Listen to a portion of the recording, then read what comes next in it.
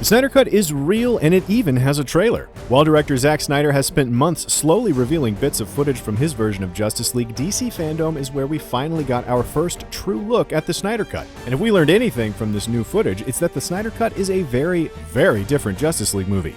Here are the coolest details and revelations from the Snyder Cut trailer. First of all, we have to point out that the entire trailer is set to the Leonard Cohen song Hallelujah, which Snyder also used in a key scene in Watchmen. He must really dig that one. The trailer opens with a shot of Darkseid himself making good on Snyder's promise that the ruler of Apocalypse will actually appear in this version. This appears to be a similar shot from the theatrical version, with Darkseid taking the place of Steppenwolf as the massive battle between the new gods and Earth's ancient defenders begins. Of course, Darkseid was entirely cut from the theatrical cut of Justice League, with the exception of a mere mention by Steppenwolf. For Darkseid. The new shot of Superman, sporting one heck of a boo-boo, reiterates the fact that his fatal impalement at the hands of Doomsday and BVS wasn't so fatal after all. Next, we see a glimpse of the future of the DCEU, the same hellish, war-torn desert that was teased in the nightmare dream sequence in Batman v Superman. Even Justice League headquarters has been destroyed, and we see a scorched Joker playing card floating in the wind. Here we see Diana with the flaming arrow the Amazon shot as a warning signal. The actual firing of the arrow was seen in the theatrical version, but this follow-up scene looks to be new. Here we see a familiar shot from the trailers that never made it into the theatrical version, with Vic Stone showing off his football skills before transforming into Cyborg.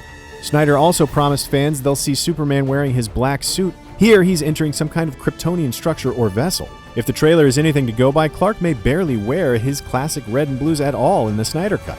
Kiersey Clemons' Iris West is one of several characters who was cut entirely from the theatrical version, but she'll be back for the Snyder Cut. This scene shows her being rescued from a car crash by Barry.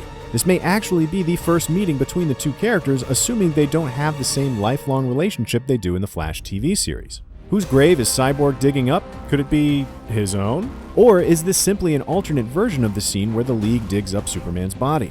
In one interesting deviation from the theatrical cut, here we see Aquaman refusing his ceremonial Atlantean armor.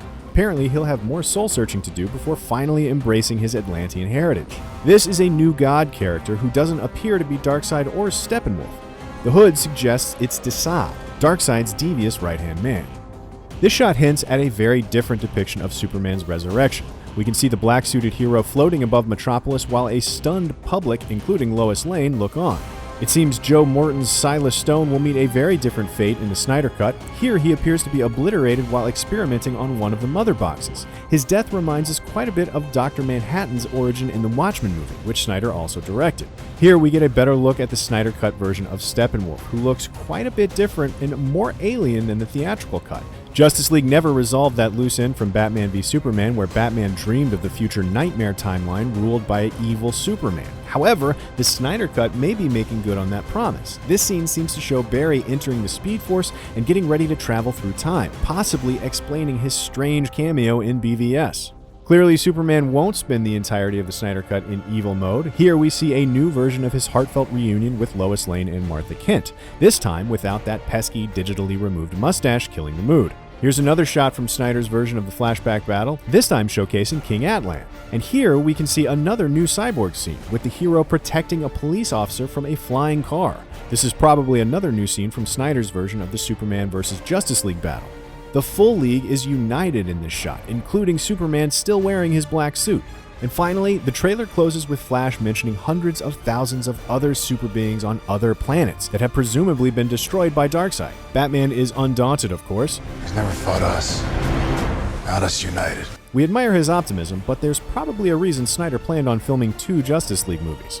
And that's all the biggest moments and Easter eggs we noticed in the Snyder Cut trailer. What did we miss? Let us know in the comments below. And for more DC FanDome fun, be sure to check out our breakdown of the Flash's spiffy new Batman designed costume and what the new Wonder Woman 1984 trailer reveals about Cheetah. For everything else, keep it locked to IGN.